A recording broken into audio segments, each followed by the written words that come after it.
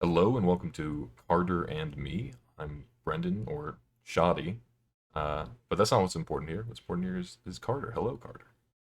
Howdy, it is nice to be speaking to you, Brendan. Yeah. So you brought a topic this week. What is it?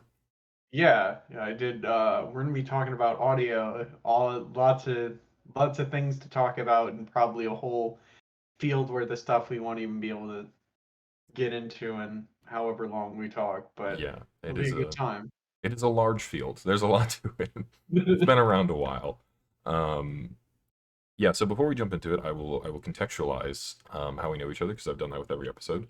Uh, and there's actually some groundwork done for yours since Mitch and Dom have already gone. Uh, Yeah, Mitch being yeah, a mutual friend of ours who invited me to play trivia with you guys, yeah. and And how I then you hang out in were your our Discord. ringer. Yeah, Yeah, you were our ringer for us. I was the trivia ringer. Wait, weren't we? We never got. I need to yell at Jordan's brother to give me my shirt because we won. I want my. Oh yeah, we Want, did. We did win. we did win, so like I want my shirt. I want my Yeah, shirt.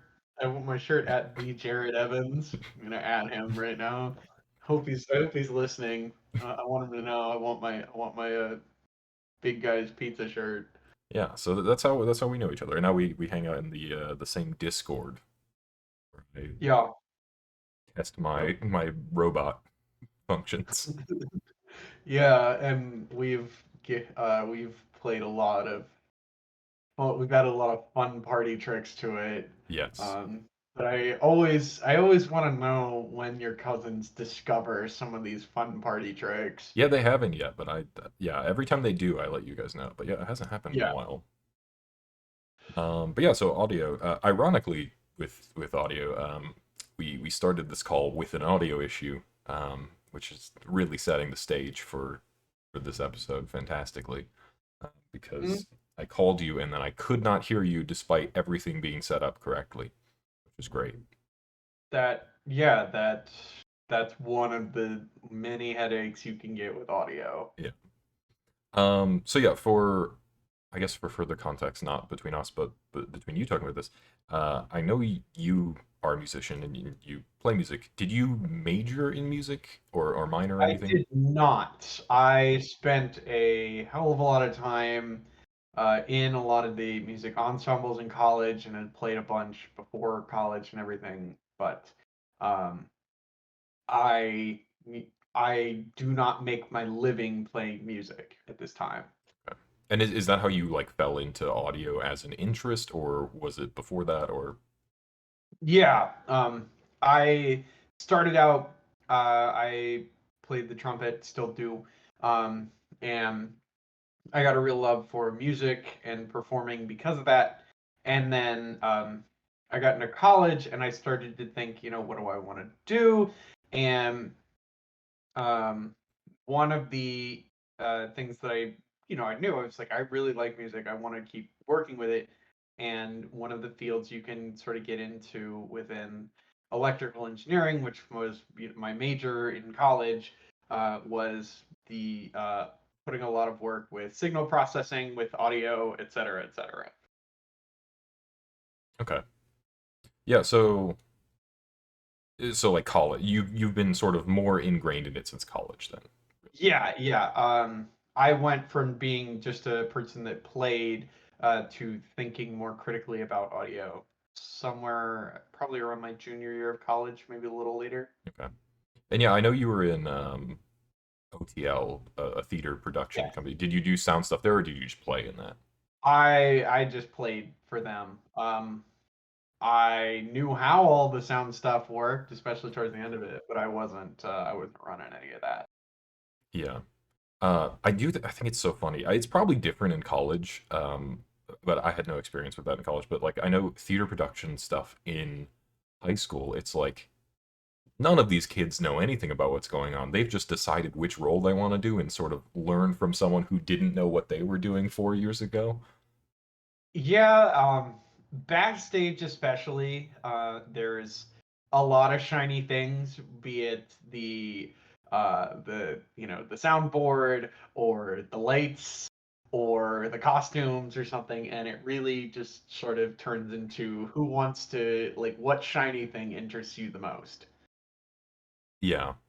Yeah, I didn't end up doing theater, but I knew a lot of friends that I talked to that basically boiled down to like, yeah, I just kind of picked this one. It's the one I felt at home in.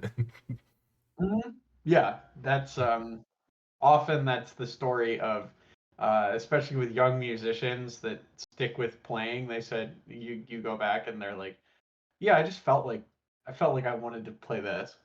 Um, you find it and you just stick with it. Yeah.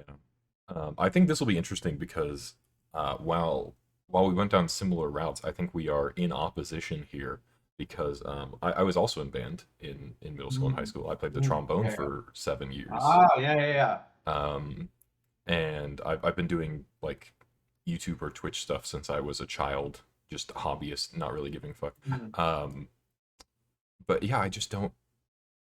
I think some aspects of audio engineering are interesting, but I also don't care enough to be like, I need everything perfect. Like, it's just, Mm. if it works, it's fine. Um, Mm. to that end, actually, yeah, one of the things I wrote down to because I wanted to see how you felt about it. What I am talking to you with is the same microphone I've used for like 12 years since I was a youthful boy. I have Um, a I Blue Yeti. mean, my my opinion largely is the number one quality you want out of any sort of audio professional is flexibility. Um, and I have heard stories of, big name producers that a celebrity musician calls up and says, "Hey, I want to record this in my sunroom," and you're like, "There's no sound treatment. There's no like, I can't bring my whole studio with me." So you just sort of figure out like, well, what am I gonna take? What am I gonna use?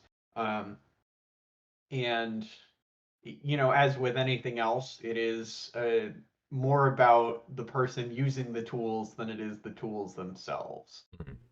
Um, Certainly, the microphones that we are using, now and are just mass produced on factory lines are things that are, performance wise are things that we look at today and are like and take for granted, but decades ago were real feats of engineering. Yeah. Yeah, I mean that's what I mean. That's why I bought this one when I did because it was like it was pretty affordable, but it was reviewing really well across the board from like casual users to like I mean professionals weren't using this microphone, but like people more in the know were using it, and it's Oh, yeah. done well. Yeah. Oh, yeah. There's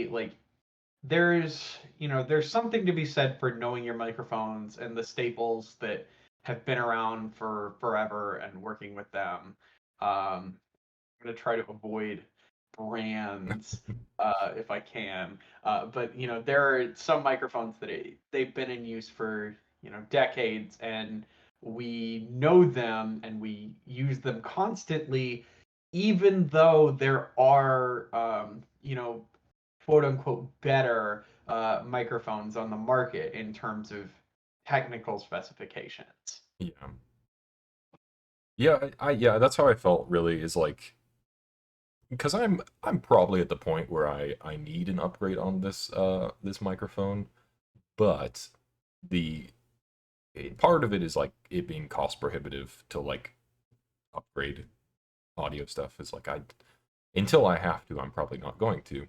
And then also, um, I thought about switching to like XLR to actually hook up other auxiliary things like a soundboard and a mixer or whatever, like to be which is of course just more money, but like gives you more flexibility to do things with.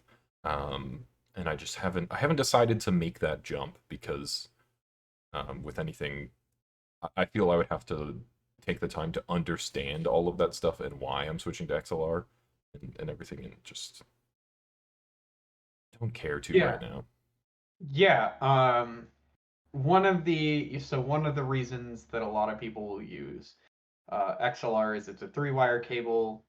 It's often used with balanced outputs that tend to be You know, as opposed to unbalanced outputs that you'll get with a lot of your like TS style cables, which is a tip sleeve cable. Um, Y- I mean, cables are extremely important and also not nearly as important as people will lead you to believe. Yeah. Oh, I didn't mean specifically like the the cable. I guess what I meant is going from a USB mic to a more standard audio setup. Yeah, yeah, to more of that. Um, USB mics, they're very practical. The like not having to have um, an outboard converter and um, levels and things, and really just being able to take it anywhere and you plug it in, phenomenal.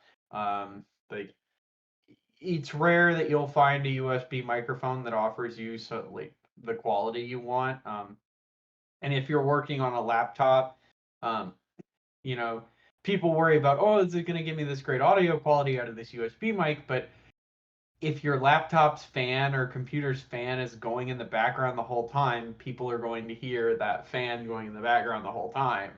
Um, and that's why a lot of times you'll see these studios and things, and there's quite a bit of care given to how the HVAC is done Yeah. because you don't want to hear the fans and the lights and the everything else that's just there.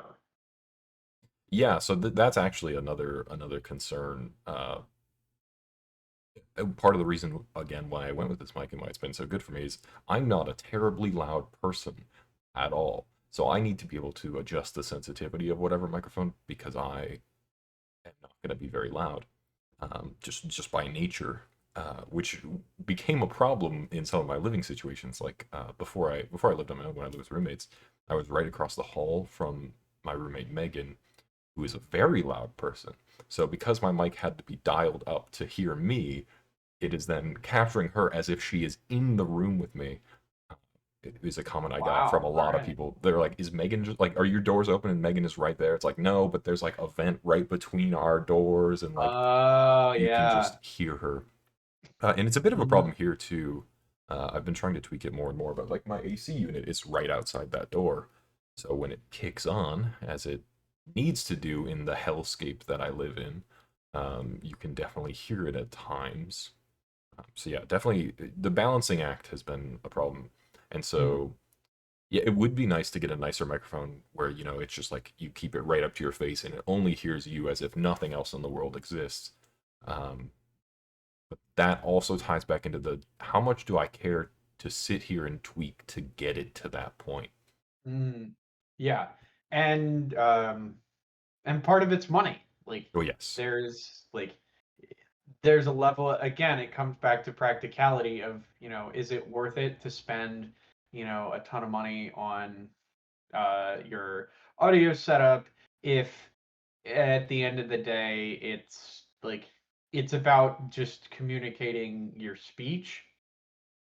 Are your friends going to complain that your signal to noise ratio is too low, or that it's your sound stage is too narrow or something? No, no one's going to care.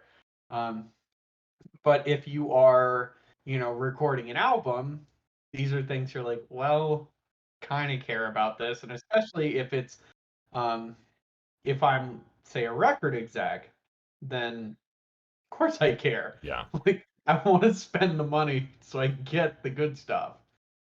Yeah, I mean, I guess the further your thing is reaching, the more it matters, or even just increases the chance to which someone might comment on the thing you're doing if you're doing it not well. Um, Yeah. Like if you were to put on like a big name record, and that's one of the funny things is that big name records now, and this is something people have been doing for a long time, is that people really grew accustomed to the sound of vinyl crackle. So when, big records will come out and at the start of these tracks, there will be this obvious like simulated vinyl crackle. that is supposed to, put people in the mind of like, oh, I've put this album on, I put this, I made the choice to put this music on, when clearly, you just double click the track in Spotify. Like there is no need to have vinyl crackle from a like pure practicality standpoint, but we are so accustomed to it, and it is so like it triggers nostalgia, and it's vinyl crackle. It's this like silly imperfection that we love it so much that we put it on everything, even when it is the equivalent of making this like a beautiful steak au poivre, and then going right up next to it and putting just a little drop of ketchup on top of it. Yeah.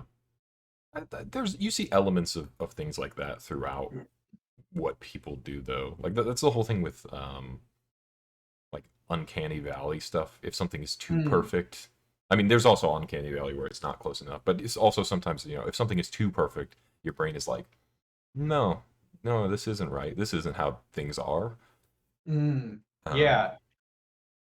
so yeah, it's probably Uh, just a sensation of like, this is how it should be. It feels empty without it, even though it is technically more perfect. mm. Yeah. Um, and I mean, that's something that you get into with microphones, is that there are classic ones that they have these little imperfections, but people got really used to those imperfections in their, in their frequency response and transients, and they got so used to it and said, that's what a really great, vocal track is supposed to sound like, even though it is an alteration of the most like perfect rendition of a person's voice. um, so there's a lot of times it's a very subtle thing, but you can look at comparisons of like laboratory microphones, which are used for explicitly scientific purposes.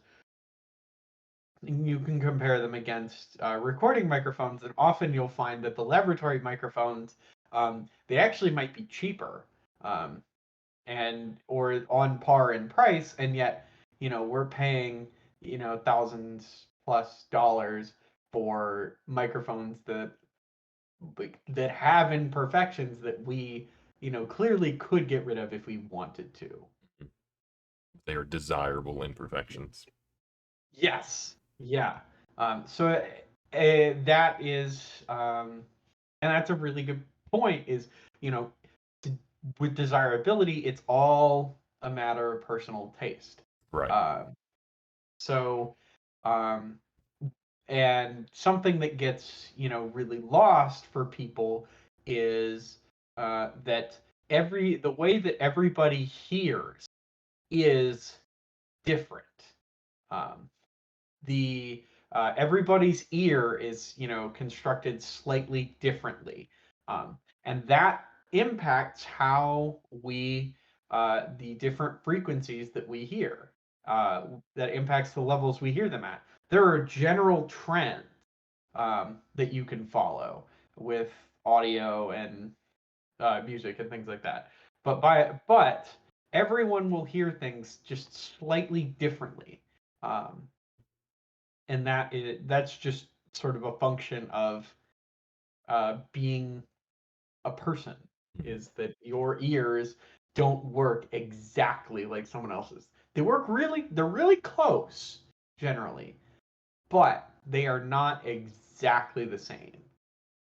And that, I mean, that also lends itself to another facet of audio, and that is hearing yourself, which is like Mm, because you're going from hearing it very like internally to hearing it back into your ears, uh, which creates a vastly different experience. Like I think most people do not like hearing themselves because of the sort of this isn't right, this isn't how I sound.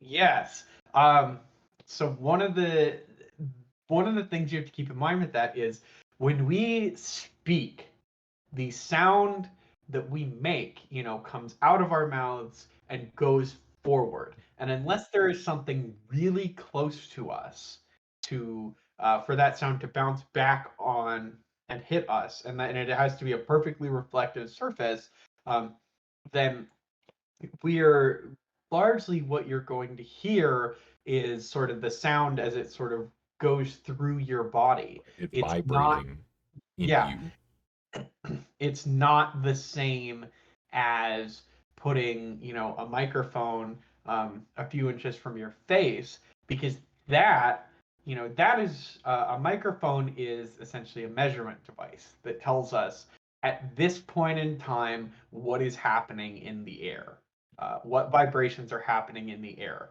Um, so, if I put a microphone that is, say, like a foot away from me, it would be very similar to someone turned sideways with one ear to me, listening and hearing my voice. It would be very, very similar. Yeah.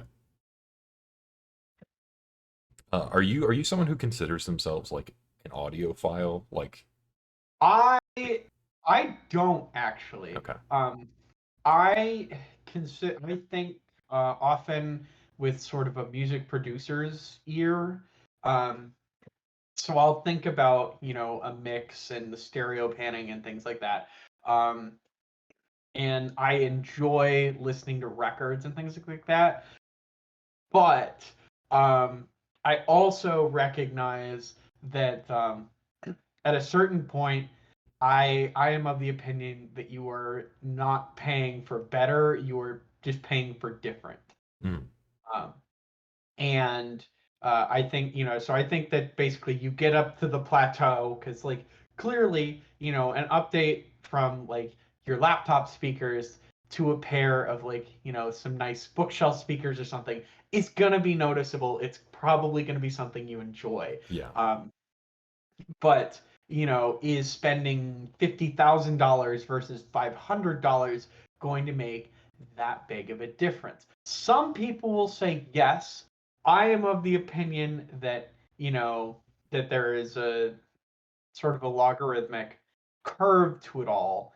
Um, and at some point you're not really going to notice the difference because, again, everyone's ears are different, and it's quite possible that the $50,000 speakers might not sound as good to you as they did to some other person. yeah. Because yeah, my cousin is a very like specs oriented person with, I Mm. mean, everything. With how a game is running, graphics, audio, all of that. Like he's very very specky. So he'll be like, oh, this piece of technology that's $100 more is better in this minor way. And like I need a minimum acceptable threshold of like this is decent. Like I'm not pumping my audio through my speakers back into my microphone so everyone hears everything twice. Like I just need an isolated um, audio medium and to hear it in a decent way, and then I'm good. I'm set. Yeah, and there's two schools of thought that when you come to that, and you touched on both of them, and I think having knowledge of both is good.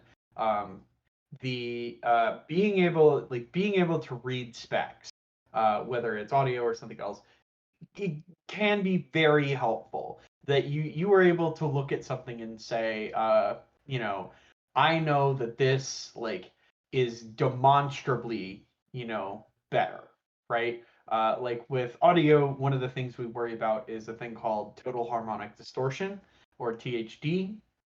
And distortion is essentially unwanted frequencies showing up in your audio. So, more harmonic distortion is bad. So you want this, really low total harmonic distortion. So being able to say, oh, okay, this product here has, say, like 0.1% THD, and another one has 0.01% THD. You should demonstrably be able to look at it and say, like, okay, the this is supposed to deliver a, cleaner version of the audio to me. Um, but that's going to, that will almost certainly come at a cost. And at what point is the return not worth the investment? Am I spending $100,000 for this like marginal improvement?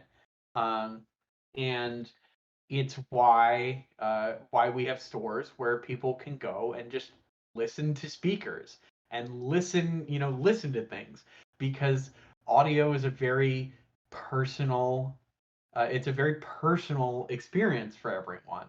Um, so it very much is like art.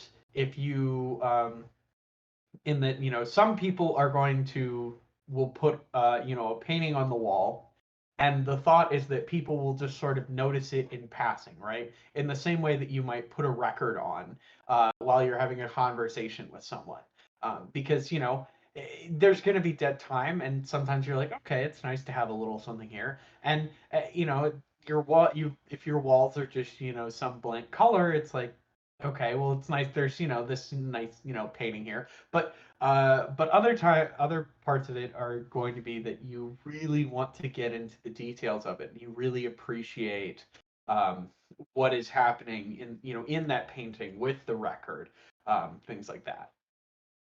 Yeah, I think like because I mean I understand art subjectivity and stuff, but I think the audio subjectivity is just where I get lost. I want the objective of like the mic I have is better than setting a $10 phone headset on my desk and talking into it. Like that's objectively better, and I need to take that step. But yeah, the subjectivity is just like I don't know, it loses me instantly. It it's very easy to get lost. It's also very easy to get lost in specs. Um, like one of the industry standards within audio is the Shure SM57. Yes, Um, it I'm is familiar with and it. it is ubiquitous for like instrument mics, and you could put uh, you could mic an entire drum kit with SM57s. You could mic an entire band, and indeed they did. Um, and they have used them. Is it the best mic that you could use? Probably not. It's not super well suited to every audio source. Uh, but could you get away with it? Absolutely. If you were the kind of person you're like, my band wants to record a demo, and we don't have a ton of money, um, you get a couple of those, and you mic your stuff and you play it back, like it'll be fine. Um, it's I can put the 57 on anything, and it'll do a pretty good job. Yeah. And I think that's the level I cared to be at. I did Mm. not tech wise, but in terms of cleaning things up, I did almost make a wild purchase when I lived with the aforementioned roommates, and I had that problem with sound bleeding through when I was trying to do Mm. things. I almost bought a whisper room. I don't know if you're familiar with that. I am, yes. Yeah, so I almost bought one of those. For anyone who doesn't know, it is essentially just a box with ventilation that you buy that is fully padded with the foam for cleaning up sound for making a nice clean room for audio. So I almost bought one of those, and I was just gonna put my computer desk in it so that I could just have this isolated room for nice quiet time. Well, so here's the thing about that. Those are good, um, but true sound isolation is very difficult, and Oh there yeah, are yeah, there are architects who specialize yeah. in buildings like that. Indeed, the building for the Berlin Philharmonic. I read about they have this sort of custom designed ceiling, and every tile is slightly designed, and they use this a ton of computer modeling and everything, so that the whole audience gets this great sound brought to them by the structure of the building. and it was a really fascinating thing to get into. But also, um, you know, that's the Berlin Philharmonic. They have millions of dollars, well, euros. Uh, but for us, it we are not building a structure from the ground up. So you are improving upon imperfections. And one of the hardest things to get rid of are bass frequencies. And you can have anywhere that you have sort of contact between surfaces, you're going to have your audio will bleed through. So you can have from the floor, Yeah. you can have frequencies come up from the floor. Yeah. Uh, Yeah, I don't think it would have been a perfect solution by any means. I was like, I need something. Those are also soundproofing, like soundproof booths. They're also hot, Yes. um, and they're also very heavy and potentially difficult to assemble. Um, Yeah. It looked like it was going it, to be a nightmare. I watched a video on it of somebody who like purchased it and the like the process of assembly and everything. So they bought one that came with ventilation, and the it specifically has quiet fans that are set up to keep it cool inside. And like I just watched the video. I think it was like a streamer or someone who did YouTube stuff, and I watched them buy it and assemble this whole box. Which also like assembling a box inside a room when you have to like be constantly manipulating it to like get the pieces to attach, just whole fucking nightmare. But yeah, it looked like it would have worked pretty well and it wouldn't have been too hot, but also, you know, once you get inside it, there's no accounting for whether that will be yeah, true. yes. There also is something to be said for um, before spending a bunch of money and really shelling out a lot of time and effort and everything.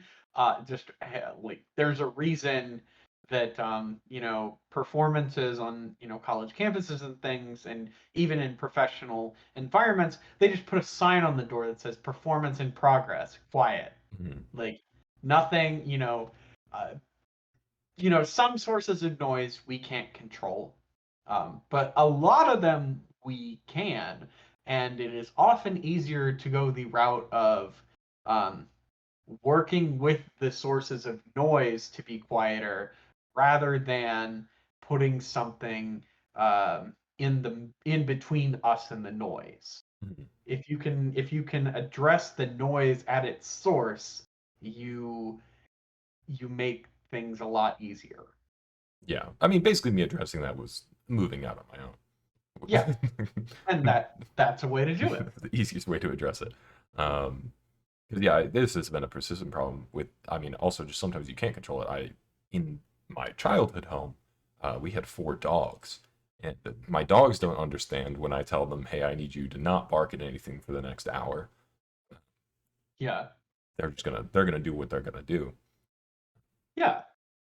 So that's one of the things you learn about uh, audio is that people in studios especially is that people will work really really hard to address noise as close to the source as possible because you get the greatest um, you get the greatest returns for the minimum efforts you put in, uh, as opposed to you can minimize noise a lot of ways, um, but it just gets harder and harder, and it can sometimes lead to the point where you are impacting the quality of the audio uh, that you're working with.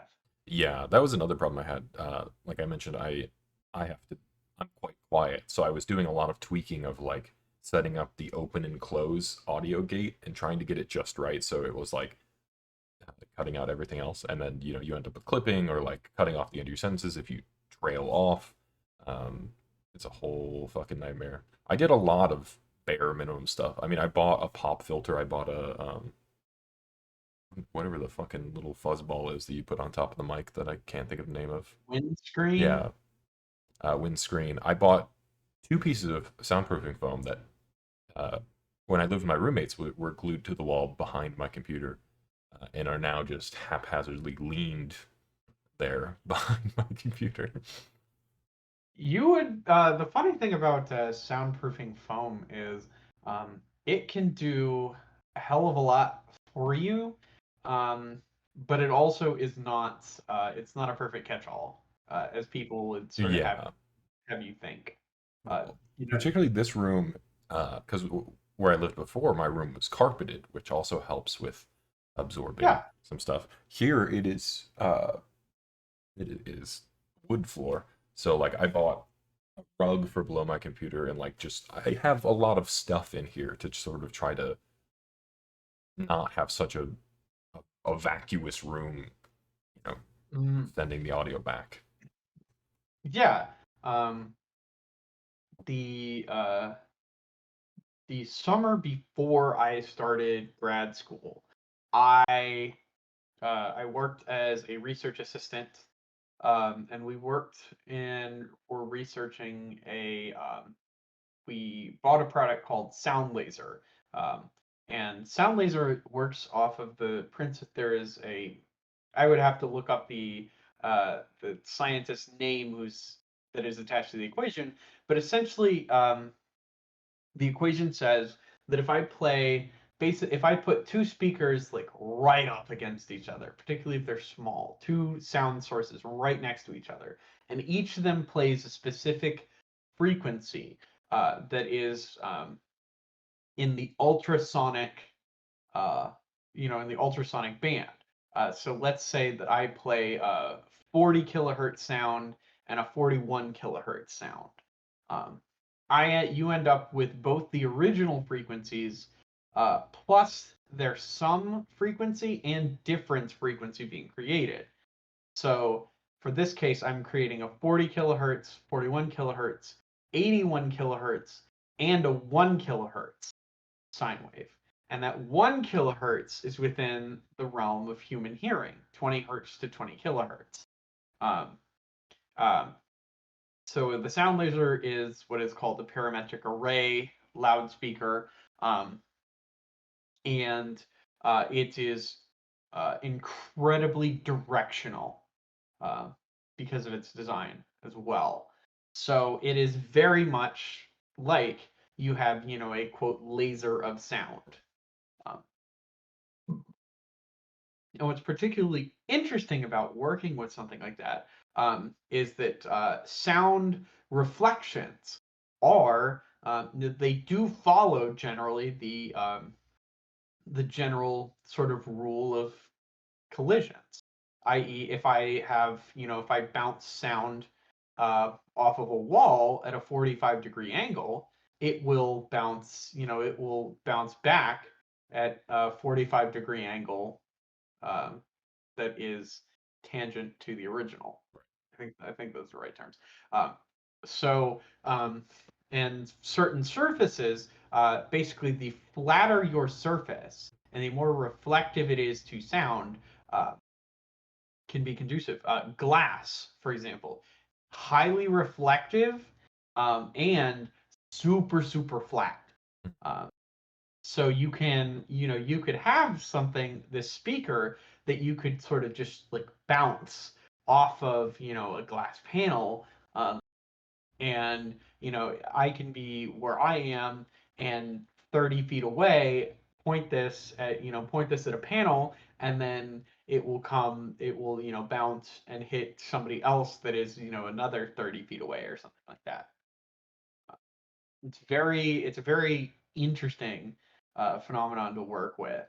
Uh, the funny thing about it, though, is that when you create sound from ultrasound, uh, it is really, really hard to create bass frequencies because the oscillations for bass frequencies have to be much, much tighter. And you are working with getting the difference of these two uh, of the two carrier frequencies to be, within 20 hertz of each other's or 40 hertz or something like that, as opposed to worrying about, 1 kilohertz.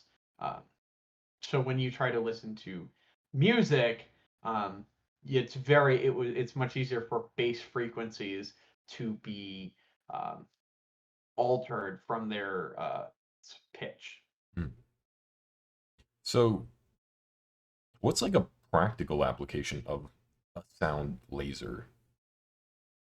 So we've used that. They are used in museums. Like if somebody were to, you go up to like an art exhibit or something, and you want to hear about the Monet in front of you, but the people, further back in the room, either, they don't want to hear about it when Okay. you're hearing about it necessarily. So it would just put that audio towards you. Mm, okay, that makes sense.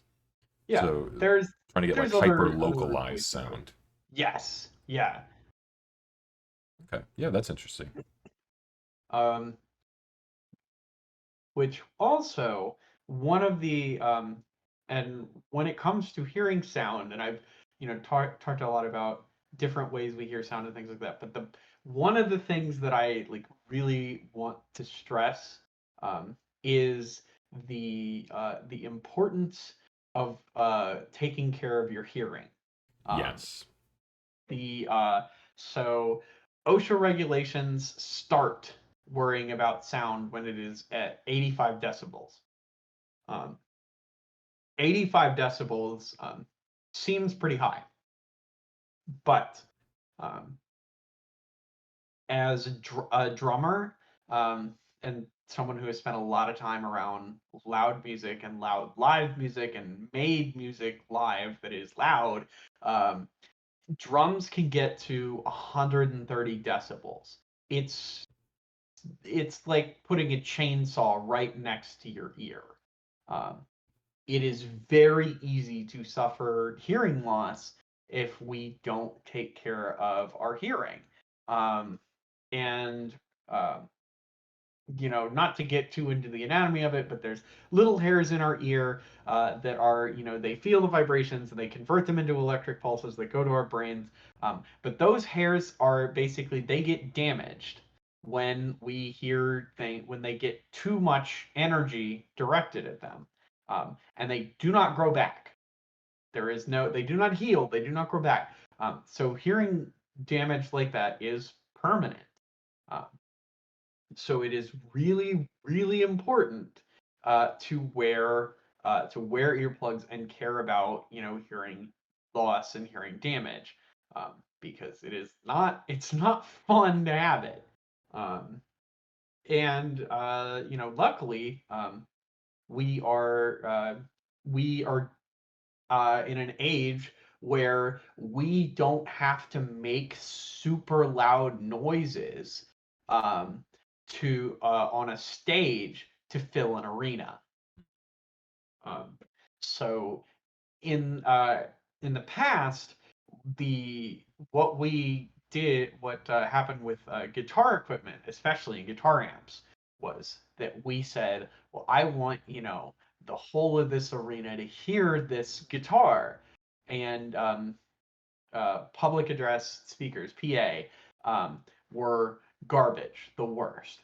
Um, so we said, well, I got to keep making these amps louder, and we kept making them louder and louder, and lo and behold, you're damaging this band's hearing because they Yeah. are really close to this very loud source of sound. And then over time, we said, hey, what if I wasn't this loud? And so we improved our PA speakers and we put microphones in front of things. Now, when I go on stage and perform, I'll have my monitors for my sound, but I don't even have a a speaker attached to the end of my guitar. It's all just I plug my guitar into um, my pedal board, and then my pedal board goes straight into the front of the house. I don't have to. I don't have to have sound created really at all. Um, I mean, I need it so that I am hearing, what's coming out of my pedal board is my sound, and I need to be able to hear it and control it. Yeah. But I don't need this loud amp behind me. Uh, I so that's a very new thing in audio is the very like working with it in more crowded settings and in more people around, and trying to be more sort of conscientious of volume. Um, because it used to be that, loud was, the louder you were, basically, kind of correlated, not necessarily with how good you were, but like the louder that you could, like, people would let you play, that really kind of did correlate with how good you were. Yeah. uh, Yeah, it's a thing I for sure wish my high school marching band cared more about. Because like not a whisper of like, hey, we have these little earplugs if you want them, just didn't come up at all. It was just oh like, no. just play loud so everyone in the arena can hear you. And you're gonna be walking past the drum line and they're slapping that shit as hard as they can, and you're busting Oh out your yeah. brass going as loud as you can, and just like, you'll be fine. You're kids. It's Like, all good. and the thing is that, that's not what we should be doing. When I was in college, I was part of pep band, Mhm. and everybody was given a pair of earplugs, of like high quality earplugs to work with for the season. And that's one of the things that we can do now, is that we have these good earplugs that are made specifically so that they don't have any sort of adverse um, filtering of the signal that hits our ears. That they take away from all of the signals pretty evenly, Yeah, which is what you want out of your earplugs. You also get musicians that using in-ear monitors is way more common now. yeah. Um, and that's something that you could really only kind of dream of decades ago, but now it's wildly common. Uh, I would so hate that so much. Just like, particularly like, if I I think if I was a singer, I would hate so much to be hearing myself at the same time I was trying to do the thing. Like, I understand how important it is from like a leveling perspective and make sure everything's good, but like, it would just bother me to no end. I um I am a person, like, I am not opposed to headphones, but I really just do not like working with in-ear monitoring. It's a very strange thing to me to have to use like in-ear speakers. Like um, I haven't used in-ears um, except when I have basically been required to for years. Mhm. Um, I am, always, if I were to go on a big tour or something like that, and I was, going to be on a stage, um, I would absolutely um, say, give me, I want a pair of big, big headphones like this, as opposed to these, the small in-ears. Because for me, these headphones, they feel better, they work better. Um, In-ears they're concealable, which is great because it looks like it's just that person up there singing, and you can't see all the wires. Um, but for me, I just cannot stand um, putting headphones into my ears. Yeah, I'm not such a huge fan either, particularly like, yeah, like earbud type, like the little squishy Yes. nub. Yeah. Um, yeah, I'll use, I don't think the next me. I'll use the ones that sort of like rest in your ear. Um, Ugh.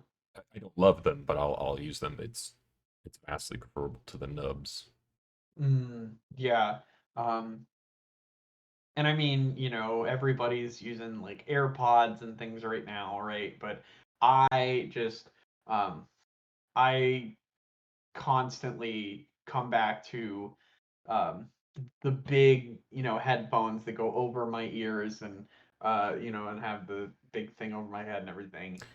And sure, it makes me, it's not something that people really like want to see on a stage necessarily, but um, yeah, I'm brought back to a quote I which seemed like a rhetorical question, At the time it was asked, it was a director of mine, and he goes, "Why did you become?" He asked the group, he's like, "Why did y'all become musicians?" And we're looking at each other like, "That's a good question," and thinking about it. And he goes, "It's so you could do what the fuck you want to," and we're like, "Okay." And he said this because we were all sort of afraid to touch this microphone stand in a performance we did, Hmm. and we needed to bring it to the right height and bring it in. Right. But we were all like, oh, well, there's the stage crew, and we don't want to, frustrate them and everything. And there's something to be said about, union stage crews and letting them do everything. But like in the moment of the performance, um, the like you are, people are there to see you and hear you. So people will get over if maybe you look, a little funny on stage. But if the music is tight, the music is tight. Like, know what people get over that pretty quickly. Yeah. Yeah, and there's also something to be said if something is set incorrectly or set for someone else, and now you're stepping out to do it. Like, Mm. he's got to be done, or it should be done. At least, like, Yeah, regardless of whose job it is, you're not gonna pause everything to say, like, actually, can I get a stage crew member on set real quick just to like quickly yeah, take care of no, this? that, Like, um, yeah, you get through, and it all again, it comes back to practicality and like, um, at the end of the day, regardless of anything else, what people hear is what matters. yeah, Um, and um, that that's always something you have to keep in mind with everything. Everything that we do is that what matters is what people hear. Um, and when it comes to audio, you can spend tens of thousands of dollars to get the, last 1% of performance out of, your speaker system or whatever. But if you have friends over and the only thing you're doing is putting on a record so that you can talk and have, some music in the background, I guarantee you people are not going to care if your speakers cost $50 or $50,000, as long as it's like obvious that they are producing pretty much the same music, then who cares? yeah. On the note of what people hear is important, another thing I have here, pivoting to a different industry with audio, I'm of the now long-standing opinion that all sound engineers in Hollywood should be rounded up and shot, uh, because Interesting. what the fuck is going on? So often, and I know a lot of the time it's probably because they're balanced for theaters, but like, what the fuck is with these audio mixes in everything? Like, it's really bad. Nolan, I think, is the worst offender. Christopher Nolan. Hmm. A lot of his movies are just balanced for the action in a theater, and as a result, um, everything, all the hustle and bustle, the explosions, the car crashes, everything are very loud, and then dialogue is a whisper drifting by on the wind. So this is it's a very interesting topic to get at. Um, because um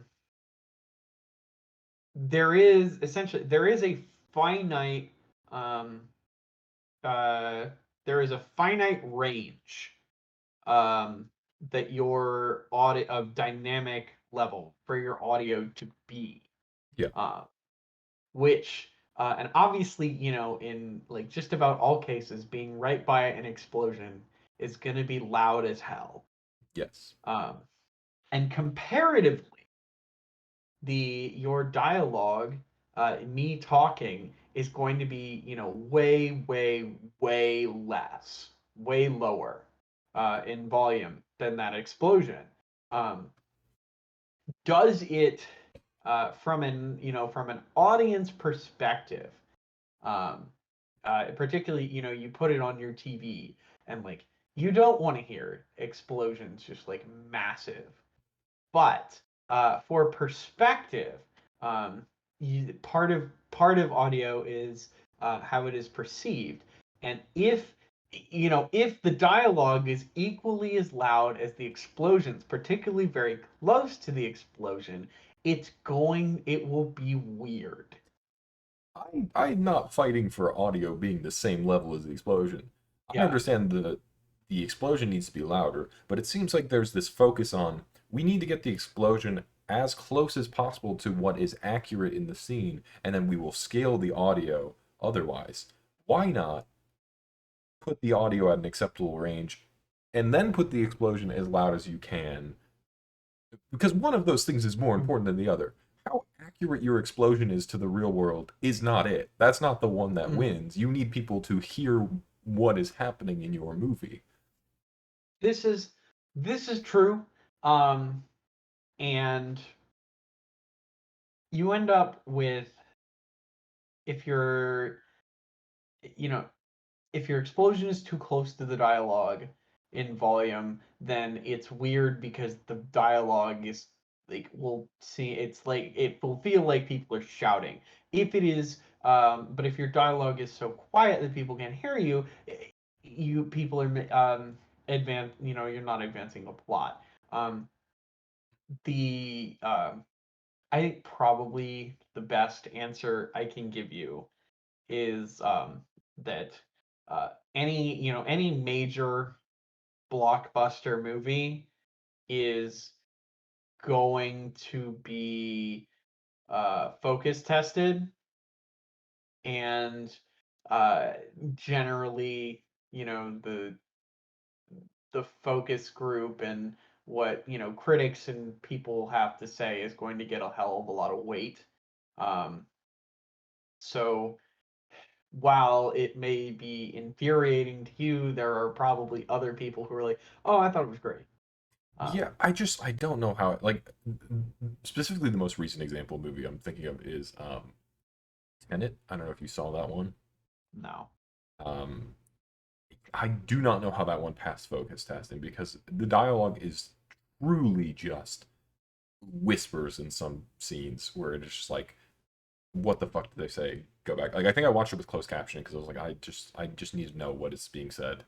Um, Mm, and yeah. that was me, watching the cut that was for home devices and not the theatrical cut, where apparently it was even worse.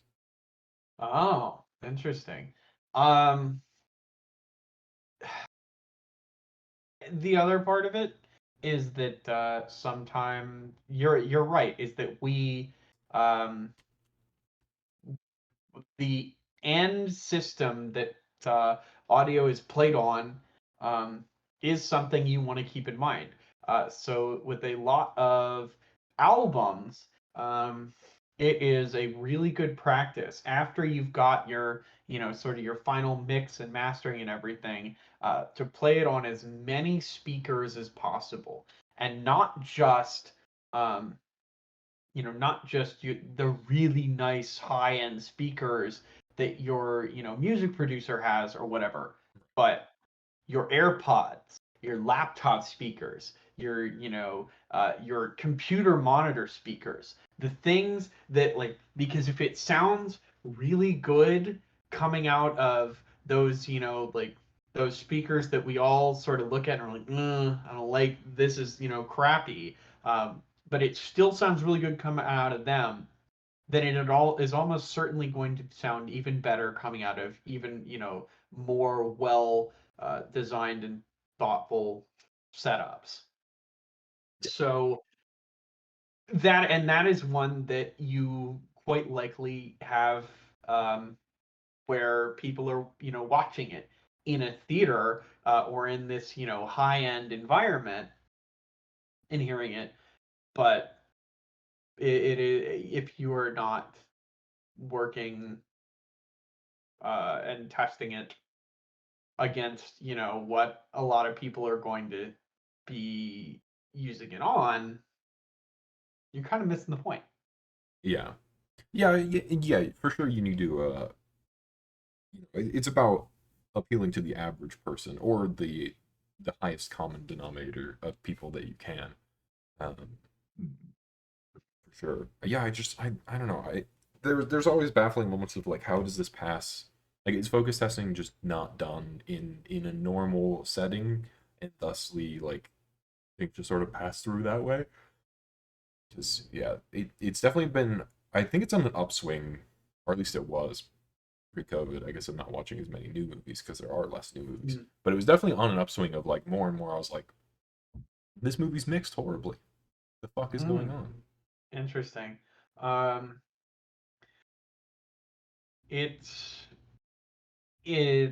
a lot of it is subjective, and really it comes down. You have to get down to the like movie by movie thing as well, um, because there's not sort of a like one size fits all thing for everything either. Yeah, I don't know. Yeah, I guess when it comes to sound design, like dialogue's obviously very important to me, and I also think like little aspects of sound design are way more interesting and important than like the explosion actiony stuff. Like Mm. to give examples, like not great movies, but the Michael Bay Transformer movies actually Oh, have okay. some really good aspects of sound design with like the clinks and clanks as they're transforming, like these little things that are happening is like that's great. This is really good sound. And like it sort of goes away in the later movies for just more explosions and stuff.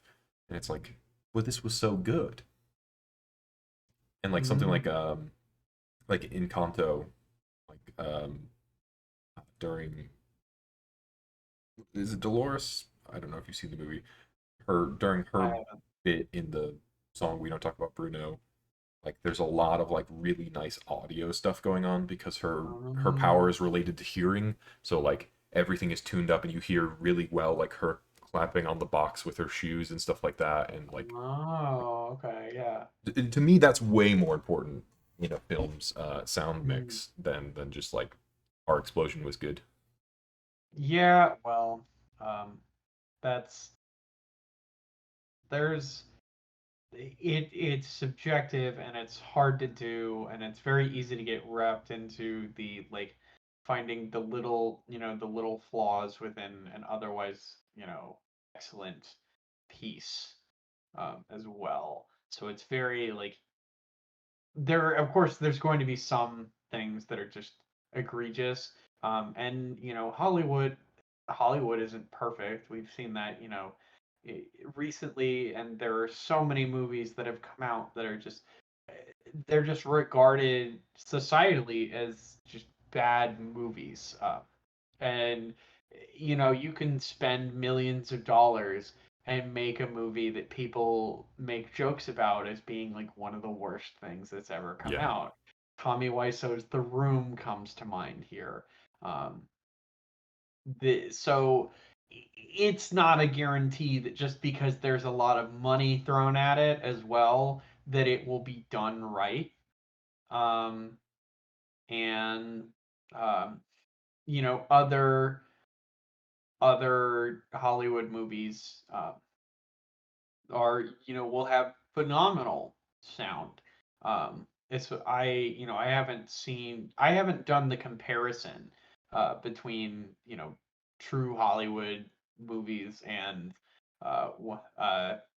that I see in the theater and what I see on my TV. And it's kind of hard to do that. But of the last couple of movies I went and saw in theaters tended to be pretty great from like what the sound that came out of those speakers. Yeah. I don't know, maybe it's just a me thing. I would love to hear if you ever watched Tenet, if you think it No. is egregiously bad. Mm, mm, yeah. I don't know. One of the one of the interesting things that we have now that we didn't have before is we have digital audio, Hmm. uh, and digital audio is truly fascinating to me. Uh, so it used to be that all audio was analog. There there was no transforming of it into bits or whatever. It was, sound goes to microphone, goes to, whatever your recording device is, whether that's vinyl, wax cylinder, magnetic tape, etc. It's magnetic drums, etc., etc. Um, and then gets played back um, through a speaker. So all of that is a truly like an analog path. And it's not to say that there weren't imperfections with it, but one of the things you don't have with analog is what is known as quantization noise. So analog signals um, can take on they are continuous and they can take on any value. Uh, Whereas digital, we quantize it. We say that, okay, we specify what values uh, can, um, if I measure this, what values can it take on? Mhm. Um, and it's very easy to think of like if I look at a ruler and it just has centimeters on it. And then I look in and I say, well, I can quantize this down to the centimeter level. And then I put the millimeter marks on it, and it says, I can quantize this more accurately down to the millimeter. Uh, and so with digital, you always have to put sort of round to those values. Um, and that results in noise, that which we experience as quantization noise. Now, quantization noise is very, very small, um, especially now, with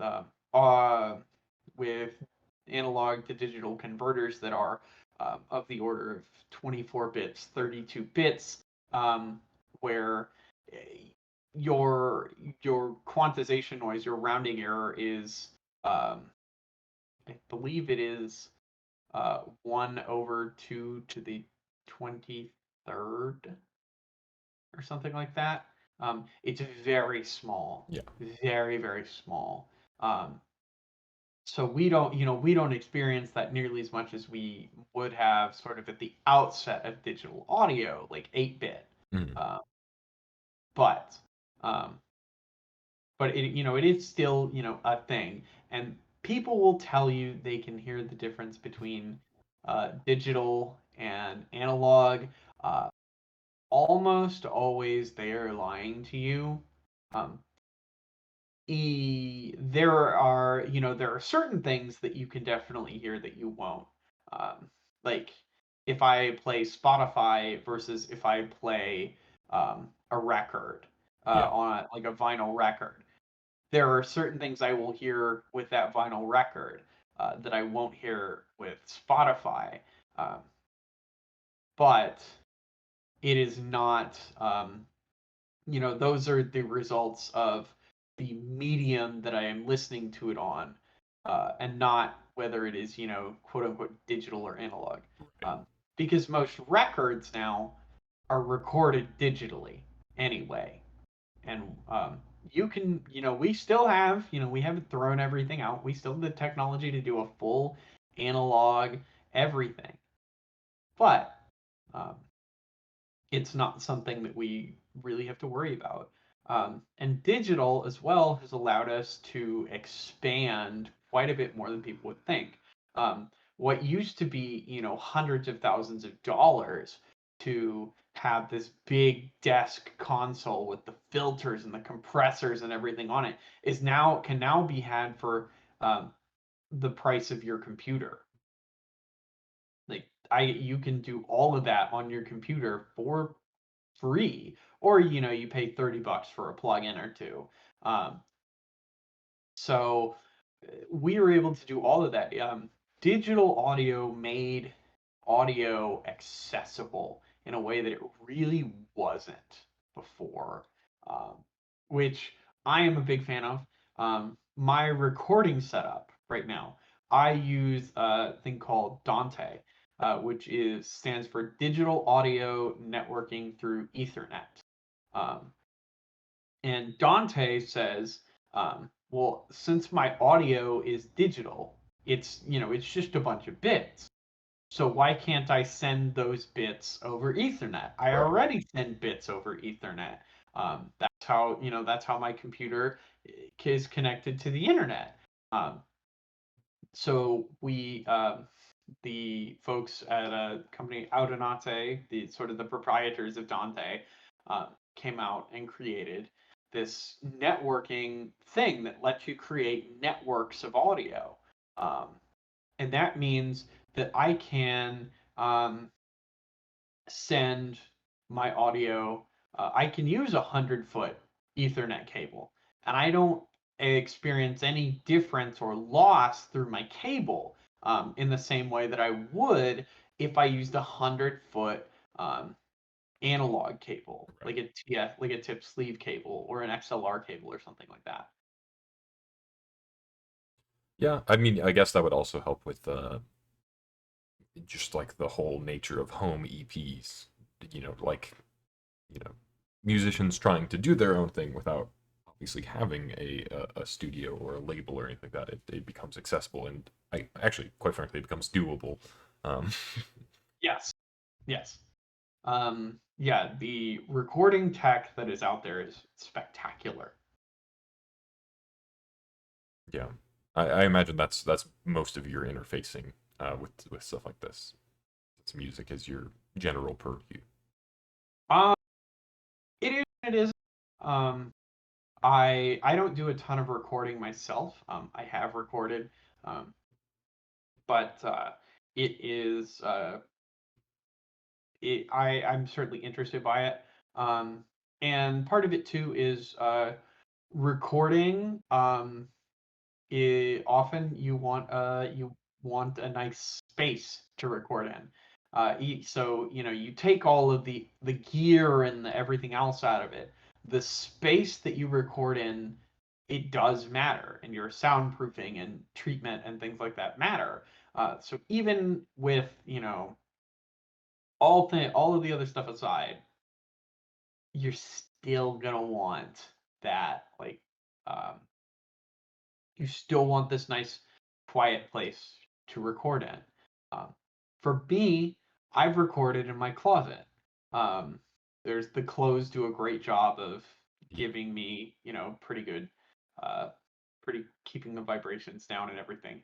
But I'm a trumpet player. I play a very, very loud instrument, and I live in an apartment. I have neighbors. yeah. Um, so I can't, be recording trumpet at all hours of the day. Uh, I wish I could, but I can't. And I have, I have a drum set here. I cannot even set that up because I will piss people off. And um, the one of the surest ways to piss people off is to create noises that they are not in control of. Yeah. Well, also the more discordant the noise, the more the problem. Which, like, if you're practicing something, there's gonna be some discordant noise probably, Yeah, unless you are a savant. no, that is the point of that, and that is the point of practice. The point of practice is to mess up. Yeah, Uh, so that that gets into um, the audio is it is a personal thing, and we really care about what we control, the audio that we can control. And if I am not in control of the audio, um, it is very it can take quite a bit for someone to trust others with what they hear. Um, so from a it's sort of the same reason that we trust DJs, because we to the point that we are paying them because we trust that they are going to create sounds that people like. Um, that people have shown up and people have said, I want to hear this. But if you are the hair salon next to the next to the bar, and the bar is playing loud music, and you're trying to have, people get their hair done, you are not likely to be as amicable Yeah. about the loud music as the people in the bar. People in the bar said, I want to hear the loud music in the bar. People next door, however, not about it. I mean, sometimes people in the bar don't even want to hear the loud music in the bar. Mm, I've been that yeah. guy. Oh, yeah. Yeah. Sometimes songs come on and we're like, oh, I hate this. And you go outside. Um, like that is uh, because again, we are not in control of that. Yeah. Um, so it is something that, is very like it takes quite a bit of trust to trust someone with what we hear. Yeah, that makes sense. You mentioned that you don't really do recording. Do you have or have you done audio projects where you were more in the technician seat? Oh, yes. Yeah, and I've done that now as well. I just don't, that is not my primary interaction Okay. with audio. Uh, but it is, yes, I have done that. I took a year's worth of coursework in college on the subject. Okay. What sort of stuff have you done in that vein? I've recorded a single. I have worked. Um, I've been in recording environments more often than I've recorded my own stuff. Um, I, uh, you know, I, we did just sort of general school-ish projects for college stuff, and then afterward, um, after taking that coursework, I was helped record and was doing some sound work for the theater department at the college or not the theater department, for the opera and lyric theater group at the college, um, which is different. um, they so I was doing some stuff for that production, and um, since moving out here, I have recorded stuff. I recorded um, a lot of guitar parts for a pit orchestra last summer. A few months ago, I recorded some of my original stuff. It's not published or anything, and honestly, still needs quite a bit of work. But um, I work in that vein, but it is not my number one thing that I'm doing. Often it's the thing I'm doing is putting an instrument in my hands and practicing. Okay. Um, I mean, I don't know how much there could be, or if you're a type of person to even follow this, but is there anything audio wise on the horizon you're excited about? Any fun technologies, anything like that? Yes, actually. So the thing I am interested in is the what's sort of known as MIDI 2.0. So there is MIDI, which is a way to control our devices, and MIDI has been around for decades, and it's cool. But MIDI 2.0 basically expands that so that our control is more or less limitless. There's a finite range of values that can be sent um, using MIDI 1.0, and there will be the same with MIDI 2.0, but that range expands, I believe, exponentially. Uh, so that is something I am very looking forward to. And we also are sort of in this, golden age uh, of working with audio things because we are getting really good at modeling um, impulse responses and what happens when I do something to try to produce a sound. So you end up with these hyper realistic sounds coming out of electric drum sets. Or in my case, I have um, what sounds like a very nice loud amp coming out of my pedal board, but the only sound that, if you don't have it hooked up to a speaker, the only sound that you're going to get would be through whatever headphones are you're listening to it with, and the strings off of my guitar itself. um, So we are getting, really, really good at the modeling of audio. Um, and that means that we are getting to a point where it is very easy to create very portable solutions for audio, and that we really are um, making audio um, something that is uh, that can be taken with us into more crowded spaces. And I'm really excited to see where that ends up in the next few years. Yeah. Is that modeling at all related to the same thing that happens with like Vocaloids, like synthetic sound based on like somebody's voice? Um, kind of. It it is and it isn't. With a lot right now, the choice of technique used for the modeling matters quite a bit. Impulse responses are sort of the uh, one of the like key things behind it, but there are a number of ways to do the modeling.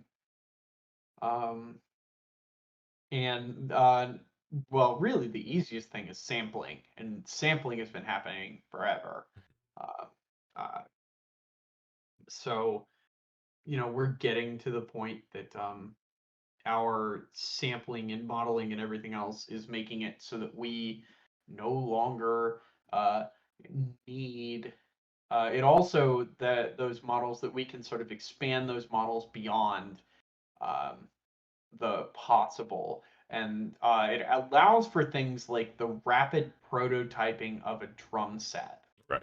wi- um, that I can put audition per se a drum set with various sizes and shell configurations and things, um, even when I don't have it in front of me.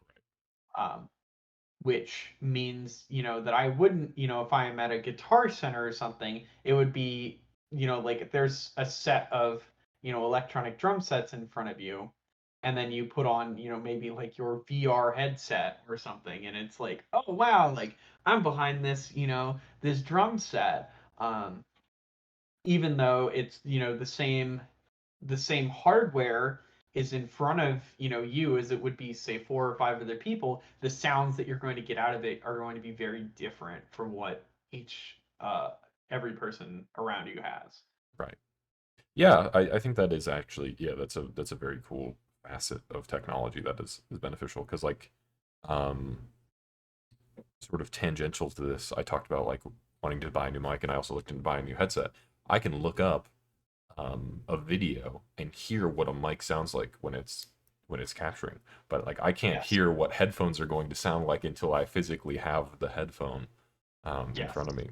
And yeah, like so yeah, and any development of technology like that, like not having to go to a music store and try every single drum kit to find the one that sounds best to you is definitely, yeah, very cool. Yeah. Um, and it also sort of lends itself to um, people sort of innovating beyond uh, what is conventional. Um, what so Something I've really appreciated about that you I really appreciate about drums, particularly with snare drums, is the wide variety of materials that are used on snare drums. Um, Whether it is brass, nickel, aluminum, copper, maple, mahogany, concrete, titanium. Um, each one of these has a different frequency response. Right. Um, and so each of them is going to give you a different sound. And I think with this modeling, it's going to give us a lot of capabilities that say, before I put in a hell of a lot of effort to make this thing and see how it sounds, I can make the model and see and get an idea of what it will sound like before it is ever physically in front of me. Um, is huge Yeah. because it means that I can, potential if I am working with big name artists, or I am, interested in making something new, I want to know that I'm, not going down this path of and spending a ton of money, and then you come to find out, well, this sucks. Yeah, I don't like this at You know, all. my concrete drum set, like, it looks cool and it sounds cool as fuck. Like, I made drums out of concrete, but at the end of the day, you're like, this is impractical, and it doesn't sound any different than, something else. Yeah, yeah, that is cool. Um, I also have written down. This is the quickest thing I wrote down. You mentioned before we started, you're like rule one of audio is practicality. I wondered if you just had any more little audio rules you wanted to throw out. I mean, that's my personal opinion, first off. I I, Um, I know it's not an but official. yeah, I think the other thing I would say you always want to keep in mind is remember who's listening. Um, because when uh, I make music, I know who my friends are as well, and my friends are, a lot of them are musicians. Mm, So um, some of what I try to do is to make this really high quality recording, because I know that it's going to be listened to by people who um, who will know. Uh, and but at the same time, if I were to go out and publish a single, um, I would, you'd want to keep in mind who's listening, and what are they listening on, and how are they listening, and in what environments, and are they going actively listening, passively listening. Um, just um, it's just sort of a general rule of is to remember who the audience is. And it's fine too if the audience is you and that's it. right. Um, but if it's, they like always keep the audience and the people that you are making things for in mind. Makes Um, sense. because if you are not making something that they will care about, then they're not going to reciprocate in a way that you want. So, it can mean, that's why we do what we do, is, as creatives, is you put the work in to make a really great thing, because you care about the people that are on the receiving end of it. Yeah. Yeah, fair enough. Um, I don't have any questions left written down. Do you have any more neat audio stuff you wanted to go through? um, I've done all kinds of, I've talked about audio constantly. I think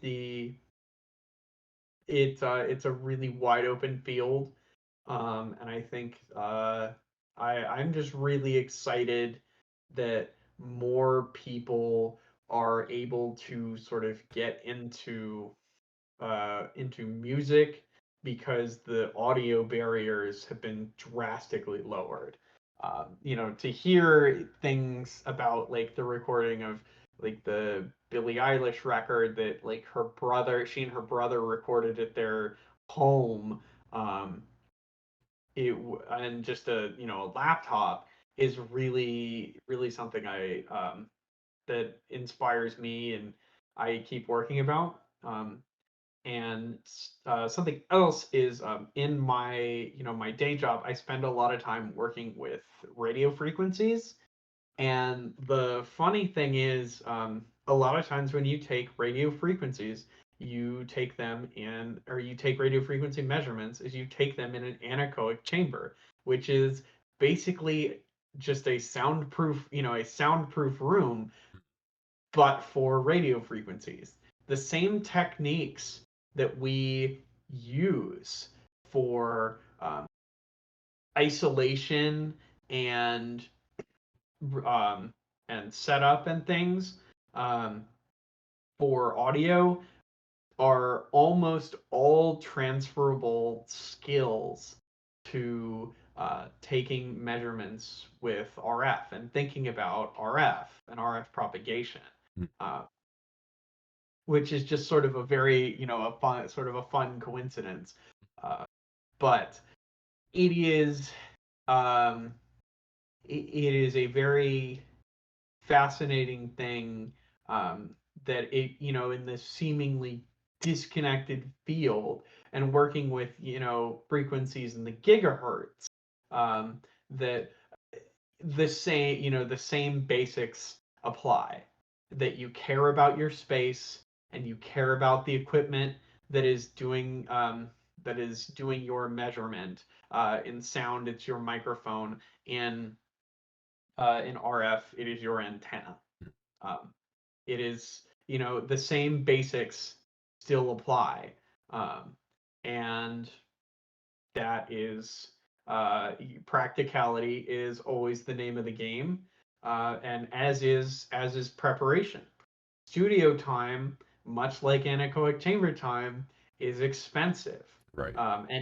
and is limited.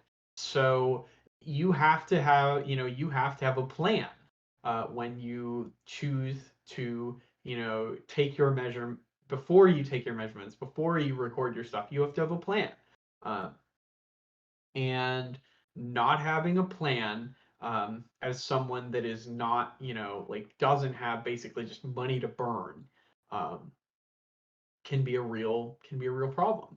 Having helped out grad students who would show up to my lab in um, uh, in college as a grad student, um, having grad students show up that needed to take measurements, and they had no plan was, I mean, it did not help my perception of them.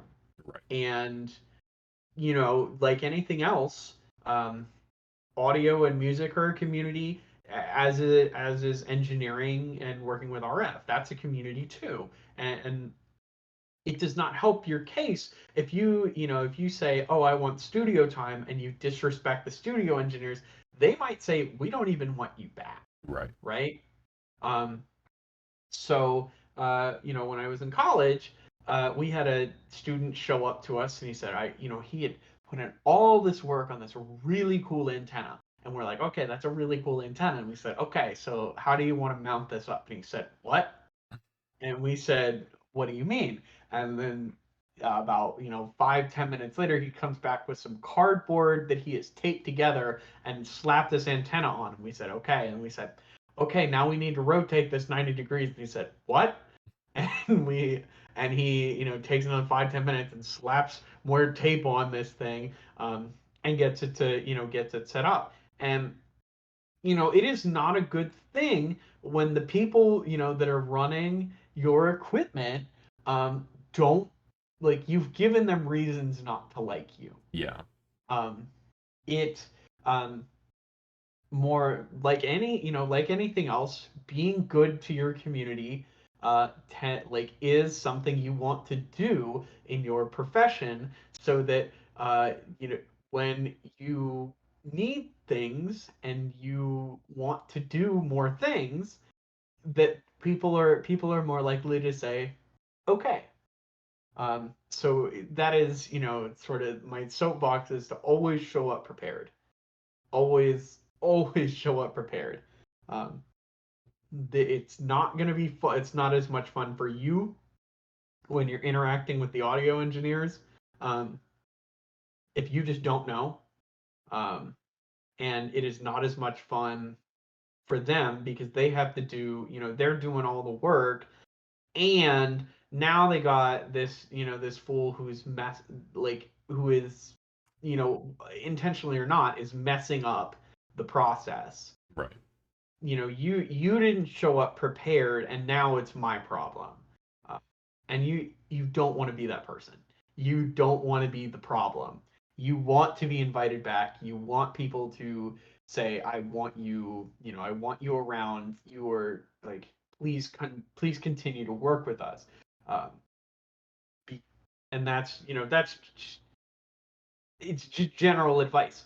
Really, is that it gets talked about a lot of the who and the connections and all of that with arts and audio and everything, but it really it matters quite a bit in everywhere, and with if you're not, again, it matters thinking about who is receiving what you are creating.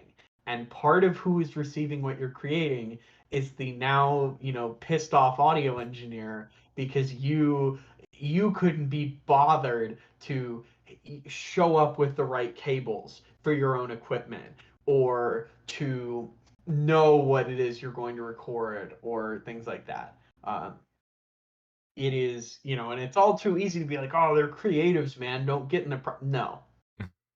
That is bullshit. Um, audio, like like anything else, you have to respect the people that are doing it. Yeah. Yeah, I mean, not showing up with the shit to run your own setup is wild. Yes, and it happens. And it's one thing, if you were a band and you forgot, a guitar cable, Yeah. fine. Like it's not a big deal. Mistakes happen. It's a cable, it's a pretty standard, simple cable. That's you don't need to beat yourself up about it. But if it's something where it's like, oh, hey man, like we're gonna need you have all these demands but nothing to really like help out with, and it's like, well, you're making a lot of demands and you're not helping me. Yeah. You're not, this isn't good. Yeah.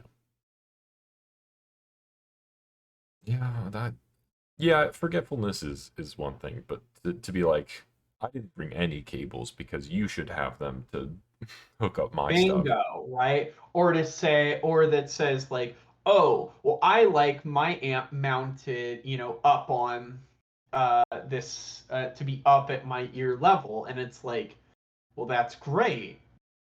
I don't have anything for that. Yeah. Um, so that, and there, part of it is you have to be flexible because you're in someone else's space, working with someone else. And part of it is if it is that important, show up with it. Yeah. All right, well, I mean that's all I have unless you Yeah. have anything else. No, that's about all of it. Yeah, I mean we did an hour 40-ish. I think that's a good chunk of time. Thanks for Yeah. thanks for coming on. I think it was Yeah, interesting. that's a drive between my hometown and where I went to college, so Yeah. Yeah, I think it was good. At least I learned things, and I hope if people listen, they find it interesting. Um, this is also set up in such a way that guests can always return if they have anything else oh. they feel like talking about. It doesn't have to be something you have professional experience with. It can just be something you're really into. Like the example I've used for people to give like a very general example is like, I just watched this movie and I want to talk about just this movie. Oh, yes. Oh, Um, yes. so yeah, anything like that. So yeah, it is so long as the experience wasn't terrible, you can always come on with another Mhm. thing. Okay. Yeah, so thank you for your time. Yeah. And to anybody listening or watching, thank you for listening or watching. See you next time.